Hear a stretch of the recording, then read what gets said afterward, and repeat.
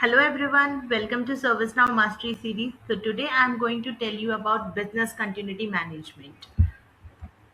So for today video, our agenda will be business continuity. So what is business continuity? We will talk it about. We will next talk about event timeline, then RTO versus RPO.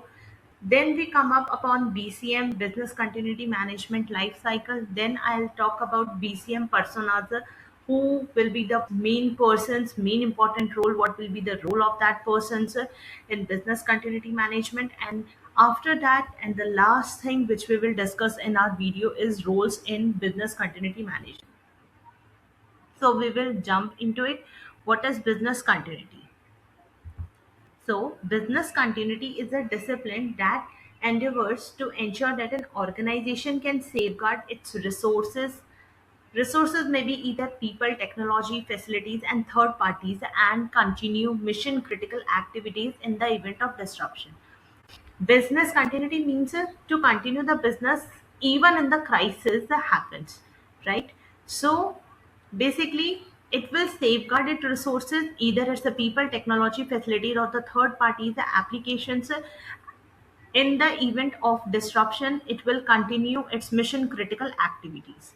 What is BCM? BCM, business continuity management, is defined as a holistic management approach that identifies the potential threats to an organization and the impact to the business operation that would compromise the organization resilience.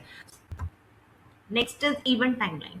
So, what is the event timeline? Like planning and prevention activities are put in place with a focus on avoiding and minimizing disruption. So, first, if we have to make sure that our business is continuously running without any disruption, if any of the disruption happens, then also our business is still running without even a single loss, then we have to make sure that our planning and prevention activities are there. The minimizing disruption will happen.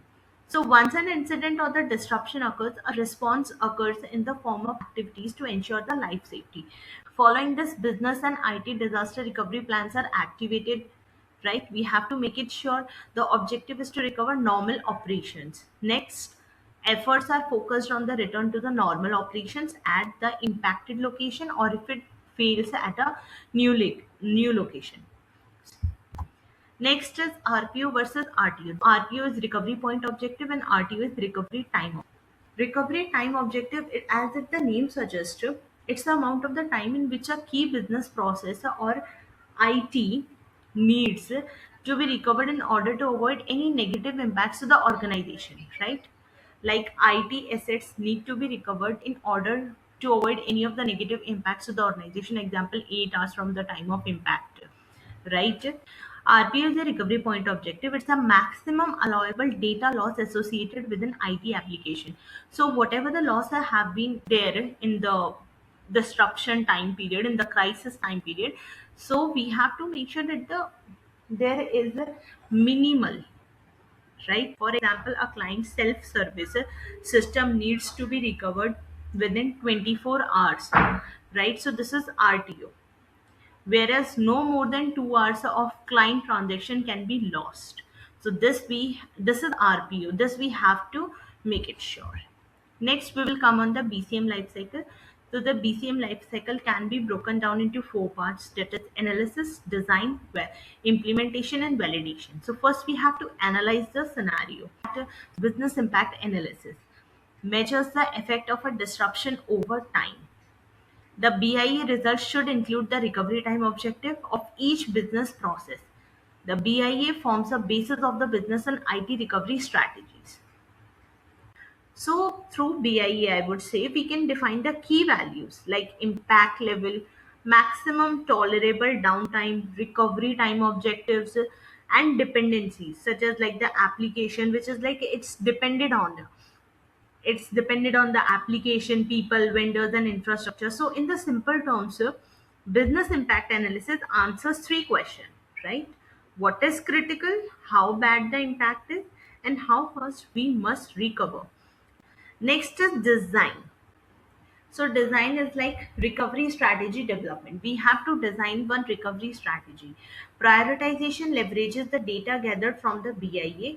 We first have to gather the data from the business impact analysis and provide a sequence for recovery activities should a disruption occur. When the disruption has been occurred, so we have to provide a sequence of the recovery activities. If we have made like 2 to 3 recovery activities, so we have to sequence it, right?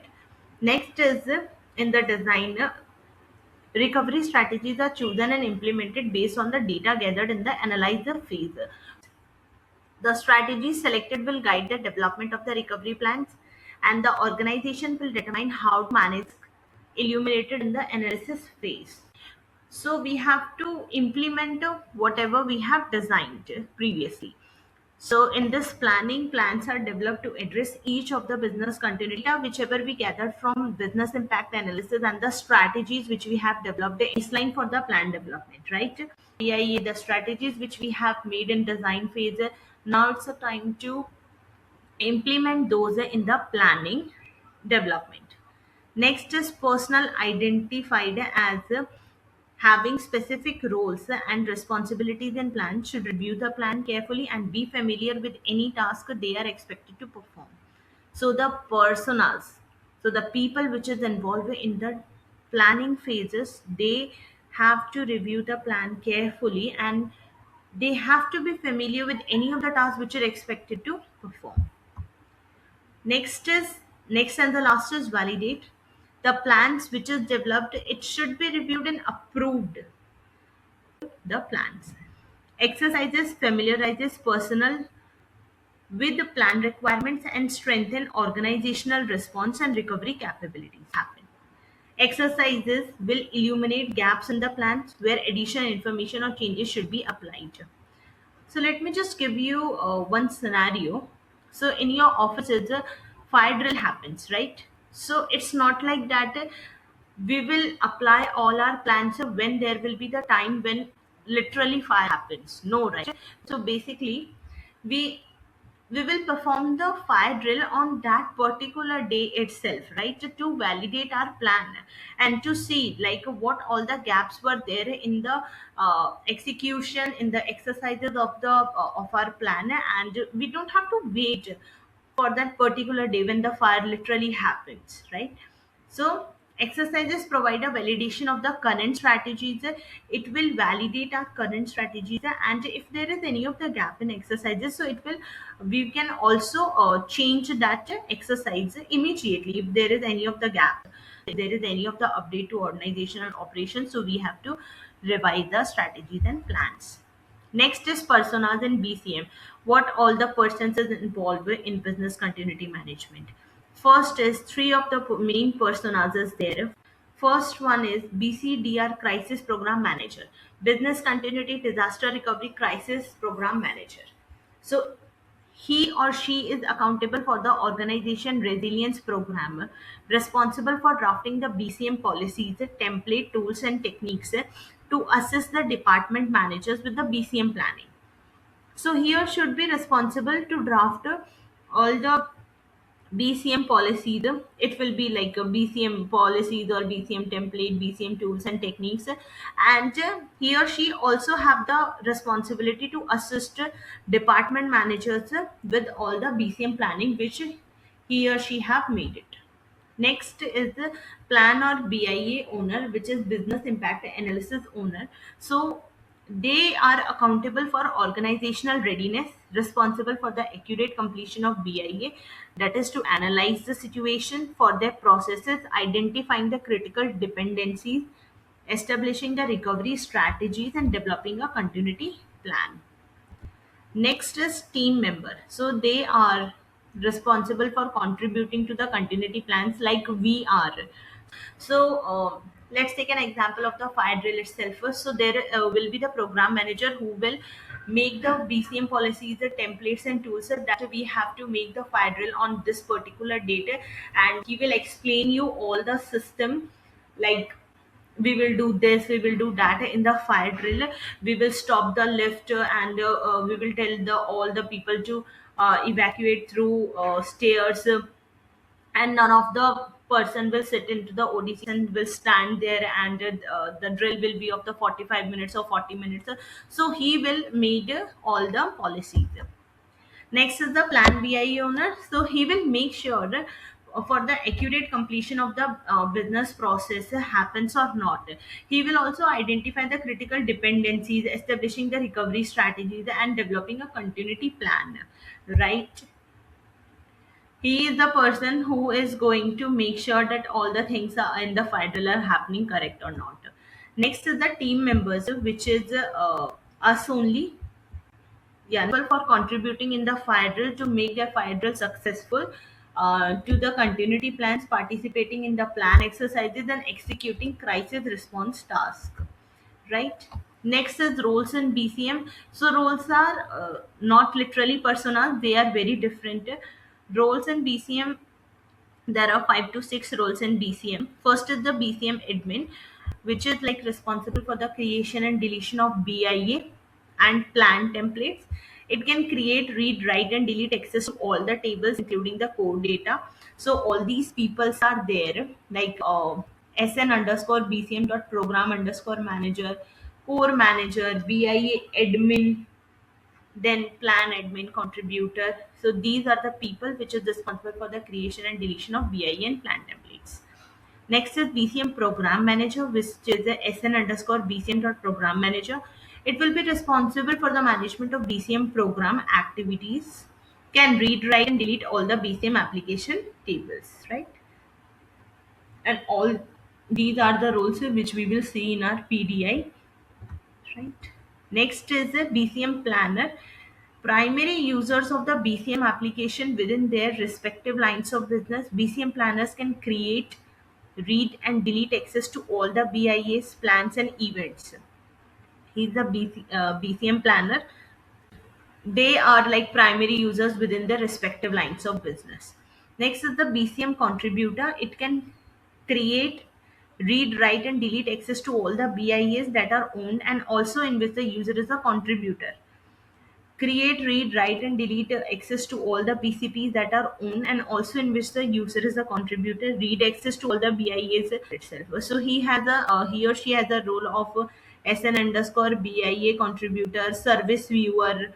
So he is only the BCM contributor which can contribute in the all the BIAs and plans activities. Next is BCM viewer.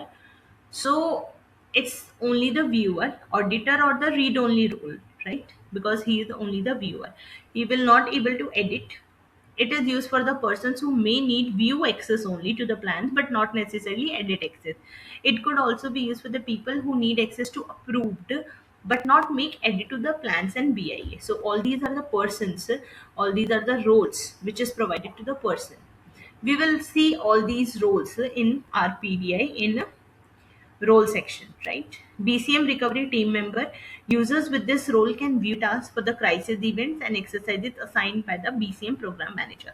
BCM program manager, which is he or she can assign the user with the roles, can be recovery task for the crisis events, right? So he is the BCM recovery team member. Next is approval configuration admin. Approval configuration admin has a right to allow the users to create, write, and delete access to all the approver configurator setup tables. So he can basically have the he or she can allow the users to create, read, write, and delete to all the approval. So to approve, there is one note: to approve an approval configuration record in the BCM application, we must have a BCM role, right? If you add a user with a non-BCM role to the approval process, definitely approval won't go there. So the record may become inaccessible due to being an inaccessible state. So that person should have the BCM role to have it for the approval configuration admin role. First they have BCM role, then they have approval configuration admin role. Next is the approval. This role only allows the user to read, write, delete access to the approval table. That's it. So I think this is very much clear to you, roles in the BCM. So if you have any questions in your mind or any of the suggestions or any of the things, so feel free to drop me any of the comment. I would love to read your thoughts which is there in the comment section. So I will highly recommend you to put down a comment into the comment section. And yes, please stay with me and subscribe my channels. Help me to grow in my ServiceNow Mastery series. So thank you for all your support. Subscribe my channel and follow it. Thank you.